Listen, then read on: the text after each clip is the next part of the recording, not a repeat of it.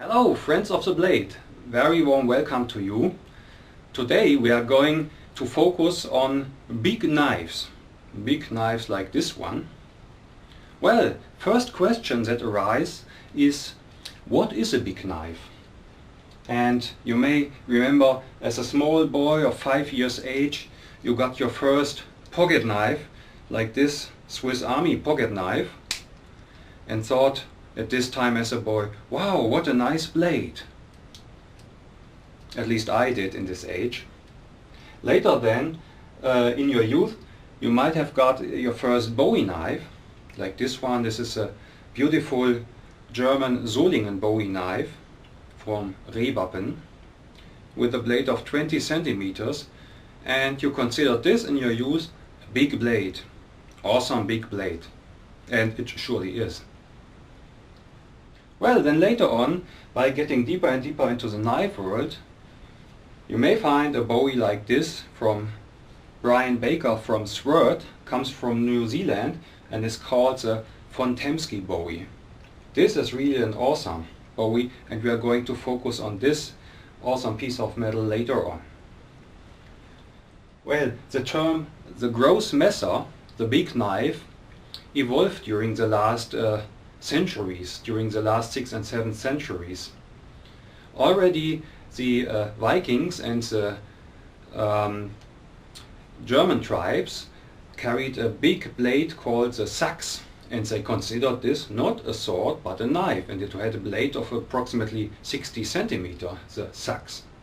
Then in medieval times, let's say in 15th century, the people carried, like here shown in the cold steel catalogue, the Großmesser. It's even called the Großmesser, which means, translated, the big knife, and it had a long blade of 70 centimeters, which was single-edged. And this was the reason, due to the fact that only noblemen were allowed to carry real swords, two-shaped swords, but only the normal people, they were only allowed to consider single-edged blades like this, and they called it the Großmesser. So it was a messer, a knife. And also the trappers and cowboys of 18th, 19th century in North America had quite a sense of humor when they considered a piece like this an Arkansas toothpick. Well, tremendous size for a toothpick, isn't it?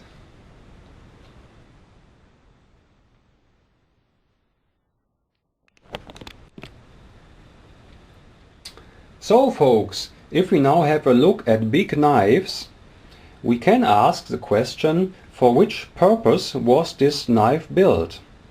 This is quite an interesting question, because the way that a knife is structured and built tells a lot about its intended purpose. The great Mr. James A. Keating, Master at Arms James A. Keating, has also put a nice YouTube clip on this issue here recently. And I personally admire James A. Keating a lot. He is really a great guy. Amazing. So let's have a look at these two Buzzy knives first. This is a Bushwacker Mistress, and this is a FFBM, the Fat Fusion Battle Mistress, which many of you folks probably will know. This knife has incredible thickness of 8 millimeters and length about 25 centimeters, 10 inches length, and we can see this knife was designed for chopping, for hacking actions, because here it has a weight in this incredibly thick spine, and if we look at the blade, the sharpened edge, it goes rather round here. So the knife is not made to be for stabbing actions, but more for hacking actions. It's like a small machete. Otherwise, these traditional German Hirschfänger for hunting deer. In former times, in 18th, 19th century, they used knives like this with a needle-sharp point to hunt and stab the deer. So it's not so much intended for hacking and chopping, but more for stabbing. Also more for stabbing is this military, this bayonet. This is from the Swiss Army, a bayonet. Also sharp point but small blade, meant for stabbing actions, and also here for mounting at the rifles of this age. Now thinking a little bit more about the chopping and hacking actions that you can achieve with a Bowie knife like this. Let's think a minute about physics. If we, for instance, chop a tree like with movements like this, we have here our wrist, and this is the point from which the chops and hacking actions are delivered. So we need the blade needs to have a certain length of at least 23, better longer length, because only by a certain length we can develop a certain velocity in order to speeden up this part of the blade that will enter the tree.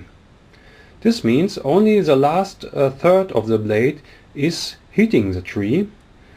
Meanwhile, the lower 2/3 of the blade, while performing a hacking action, is quite useless, because you won't hit with the lower part of the blade, you will hit with the upper blade. So by creating this velocity, this speedening, and by a certain weight, by the mass that you bring up to speed, you achieve the force to chop. And now it's obvious, the same that you can do with a big knife like this. You might even be able to deliver much better with a small axe, with a hatchet or an axe. This one is a tomahawk from Gransfors Brooks, and you see it's the same principle. We have in hand and our wrist, we create a rotating point, and what's hitting the tree is the axe head. So, and the axe head is also where the mass is located. Here the wood doesn't have hardly any mass, but the axe head has the mass, and only this part of the blade is hitting the tree. So if you think that's a knife, it would be also this part of the blade that's useless and this part that is used in hacking actions. So you might consider a hatchet even more useful if you do pure chopping actions, because with a hatchet the disadvantage is you cannot stab at all. With a Bowie you can stab at least a bit, since it is not so much created for stabbing but more for hacking, and with these tools you can stab. With the axe you cannot stab.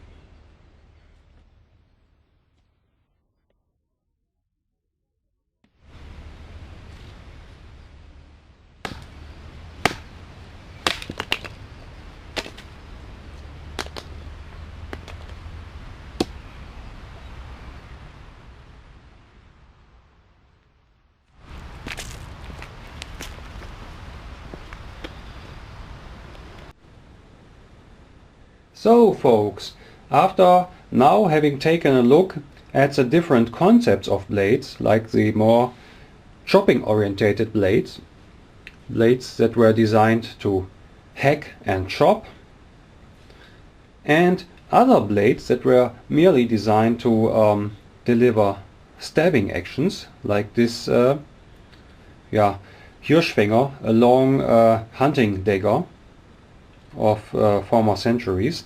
After having figured out these two chopping and stabbing concepts, we can ask the question, are there knives that are best of both worlds, which can do both simultaneously? And yes, of course there are. Like the Bowie knives here.